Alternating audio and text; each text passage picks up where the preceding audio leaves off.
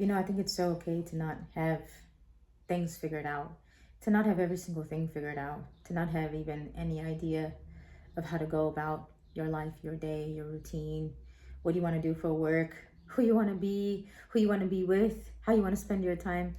It's totally okay because so much of the time we've had all these ideas that we've carried for much of our life, and they've been sort of dictating our behavior, our choices, our expression, even of who we are, of ourselves, the words that come out of our mouth, the conversations that we have, the things that we utter, literally are premeditated.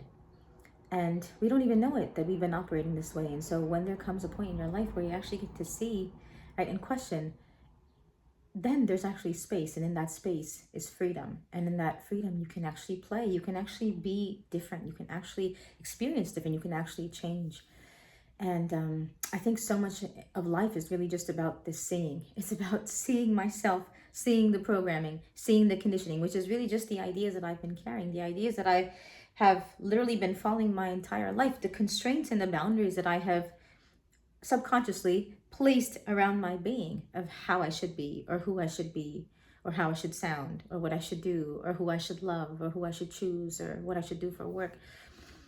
And the real freedom in life is really when you get to examine all of these things, and many of the time, like that is a very slow process, right? It can't all happen at once because you'd just be totally overwhelmed. And so life really reveals that to us in the time that we're ready, where we can actually, when we actually have the realization of something, it's almost like an epiphany. It's literally like, oh my gosh, when you are given sight of something about yourself, it's life changing. It changes your life.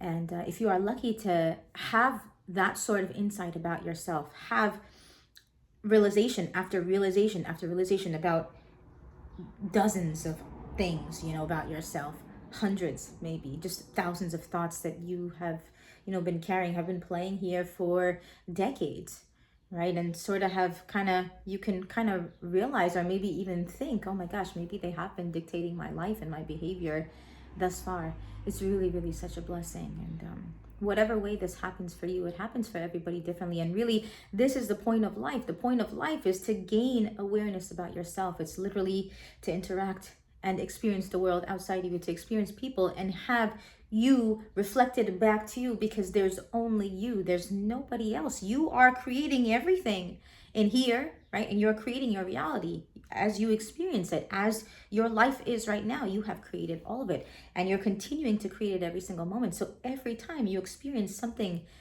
with somebody else, right, experience something in yourself, it's literally a projection, it's a mirror, it's a reflection back onto you of yourself. And so it's so powerful. That really is the point of experiencing other people.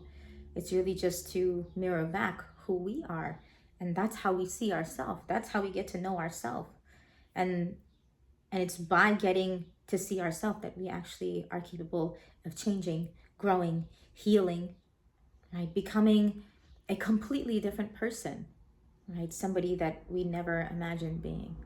And so life is really, it's it's endlessly generous in this way, that every single experience that we have with somebody else really is a mirror back onto ourselves of who we are and what we are experiencing, right? What sort of our experience is, who we are, what we like, what our preferences are. Everything literally that comes out of our mouth is really and only us. And so to realize that is incredibly powerful. And that realization is not an easy one to make, because very often, up until we realize this, we spend our entire life blaming other people, right, blaming someone else for our own experience, right? And this is why we do it, because the truth really, it holds so much power that it's scary. It's actually scary to think that I alone have created my entire reality, that I am responsible, the thoughts that I think, right? That there's only me in here. So whatever I think about anything outside of me is literally just me. It's my own creation. It's extremely powerful. And of course, there's going to be a lot of fear associated with that. But slowly, all right, as you become used to just seeing that, and your body becomes used to that, you can actually accept the reality, and in every moment, if you are open to that, see more and more the ways you're actually creating your reality and creating your experience. And it's down to every single thing. You can say yes, like, oh, but this thing in my body that I'm experiencing, yes, you have created that too, right? You are creating everything, not just mental, right?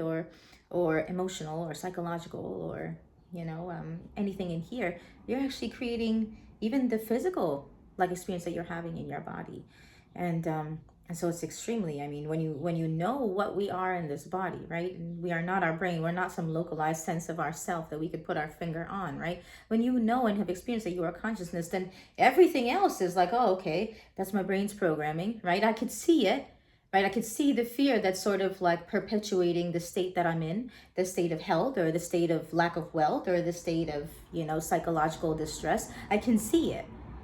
And when you start seeing it, that's really when the change is possible of actually occurring.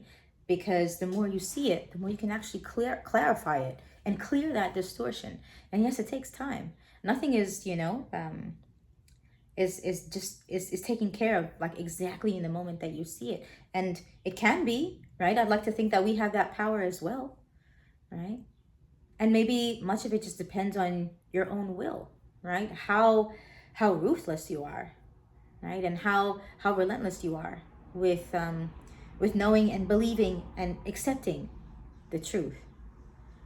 And I know somebody very close to me who literally has to see something once, and his adamance alone changes his entire being.